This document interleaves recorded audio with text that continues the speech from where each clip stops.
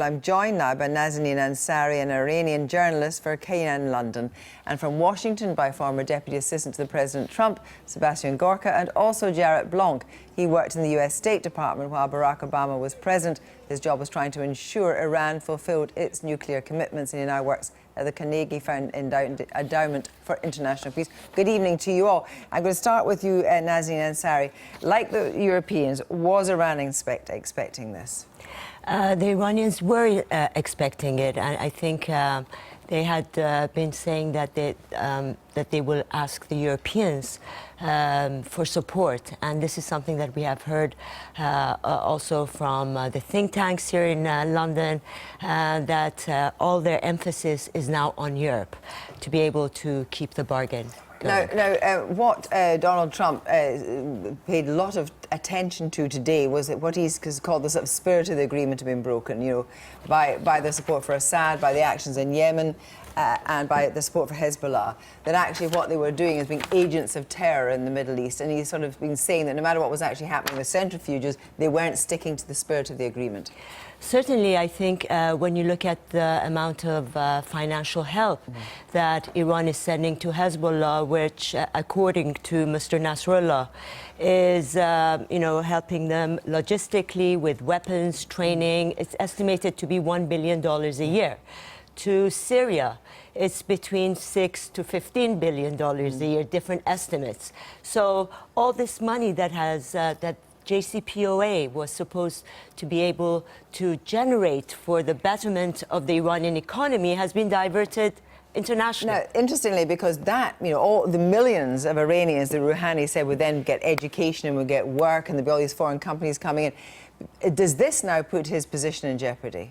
Well, his position has been in jeopardy because although the Iranian economy, the oil revenues went back to pre-sanctions level, the Iranian economy has suffered. I mean, since December 2017, we are seeing protests and strikes on a daily basis. So do you think Rouhani will survive? He has to survive, because if he doesn't survive, it is the system at stake. Well, I'm going to come back to you in a moment. Thank you very much indeed. Sebastian Gorka, first of all, there was absolutely no evidence that Iran was breaking the deal. Really? Did you listen to Prime Minister Netanyahu a week ago? President Netanyahu was saying that what had been shown for these papers was that prior to 2003 they were working towards this, but there was nothing to say that since 2003 they were. So what I'm asking you is not so much that Iran is actually actively pursuing a nuclear bomb. It's because Donald Trump does not believe the deal is a good deal. Not at all. If you go back, and I encourage your viewers to go back and watch the full 20-minute briefing from Prime Minister Netanyahu, it is clear from that massive data dump, the hundreds of thousands of documents, half a ton worth of intelligence information, that the Ahmad project, the nuclear warhead project, is still going.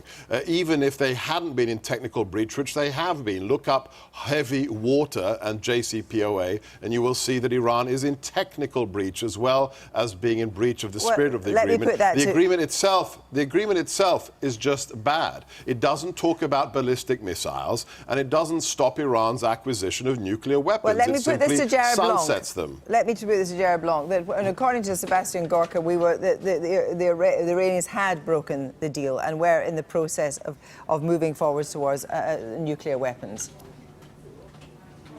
No, that's flatly false. That has not been the conclusion of the International Atomic Energy Agency. It hasn't been the conclusion of the U.S. intelligence community.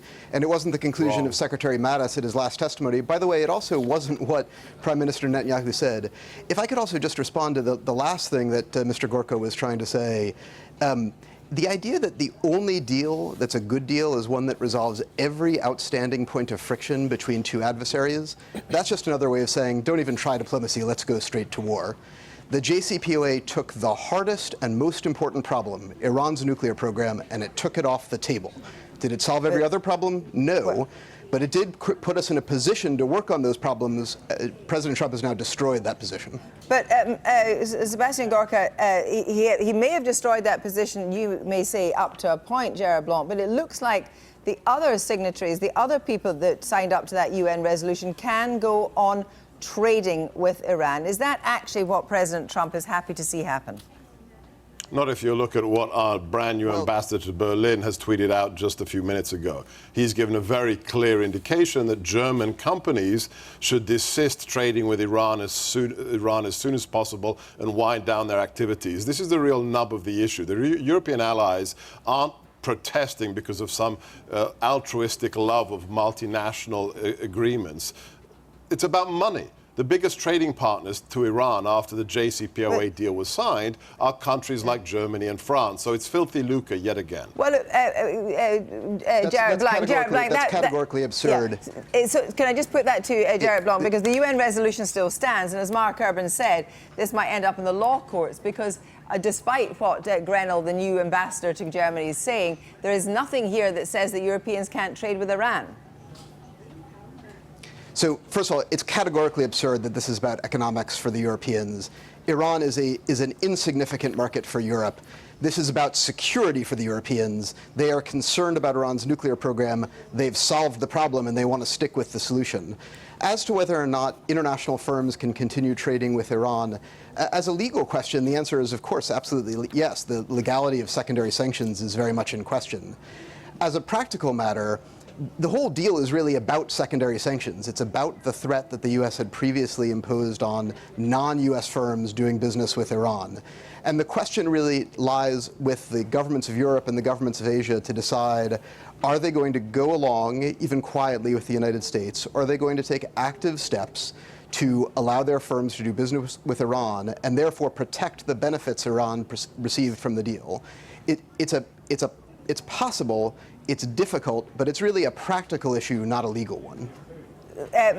Sebastian Gorka, on the point that Donald Trump was making about, he seemed to be reaching out to the Iranian people and talking about the proud tradition, the proud history, the proud culture.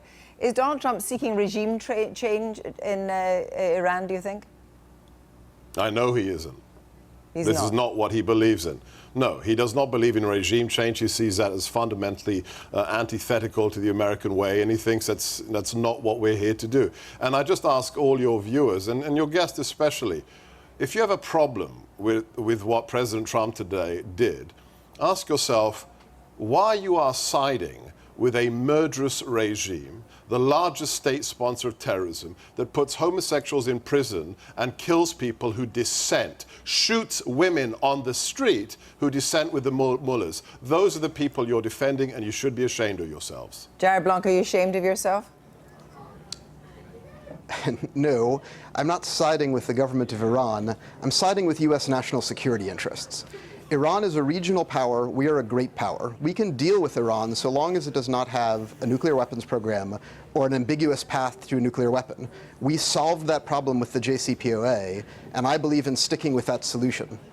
Do you think... How does the Sunset Clause solve that? I'm so curious. How does the Sunset Clause, which allows them to develop nuclear capacity after 7 years, take it off the table? You're living in a fantasy land, whoever you are.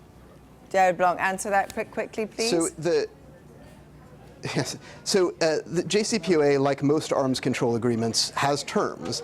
And like successful arms control agreements, it perceives its own follow-on. So if we had stuck with the JCPOA, had implemented it in good faith, then a few years from now we would go back to the table and figure out the next period with the strong support of our allies and partners. Now we're all alone.